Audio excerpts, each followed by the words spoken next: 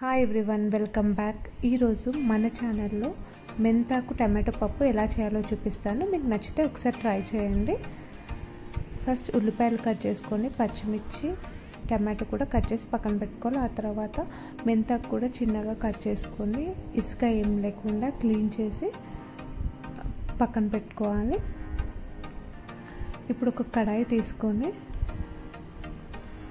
Oil వేసి, oil వేడెక్కినాక ఆవాలు, జీలకర్ర, ఉల్లిపాయలు వేసుకోవాలి.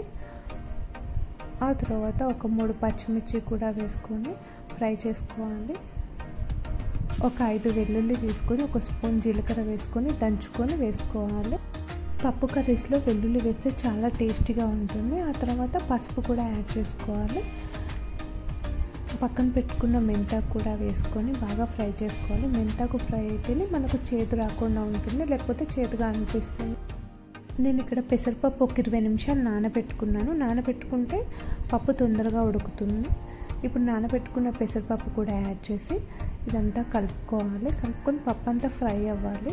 పప్పు కూడా ఫ్రై అవుతే కొంచెం పచ్చివాసన లేకుండా ఉంటుంది. లో ఫ్లేమ్లో పెట్టుకొని కింద అడగంటకుండా కలుపుతూ ఉండాలి.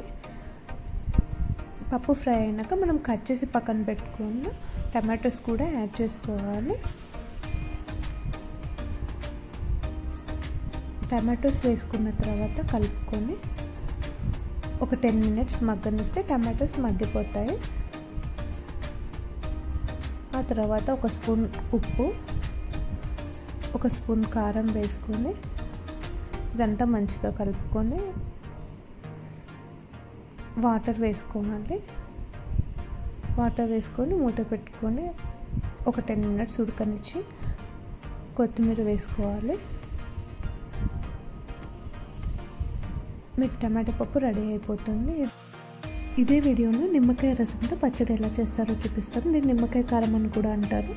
4 స్పూన్ల నిమ్మరసం తీసుకొని అందులో ఆవపిండి, మెంతిపిండి చిటికెడు వేసుకోవాలి.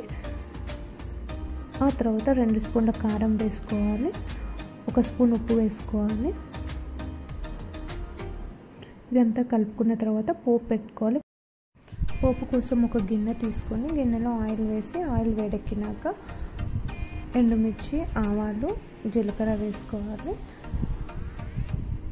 ఆ తర్వాత కరివేపాకు వేసుకొని కొంచెం దంచుకున్న వెల్లుల్లి వేసుకొని పసుపు వేసుకొని పోపు నిమ్మకాయ రసంలో వేసుకుంటే నిమ్మకాయ రసం పచ్చడి రెడీ అయిపోతుంది. ఇది పెరుగన్నంలో కూడా చాలా బాగుంటుంది. ఎప్పుడైనా మనకు నోరు బాగాలేనప్పుడు కూడా చేసుకొని తింటే చాలా టేస్టీగా ఉంటుంది. ఈ వీడియో మీకు నచ్చినట్లయితే లైక్ చేయండి అండ్ సబ్స్క్రైబ్ చేసుకోండి.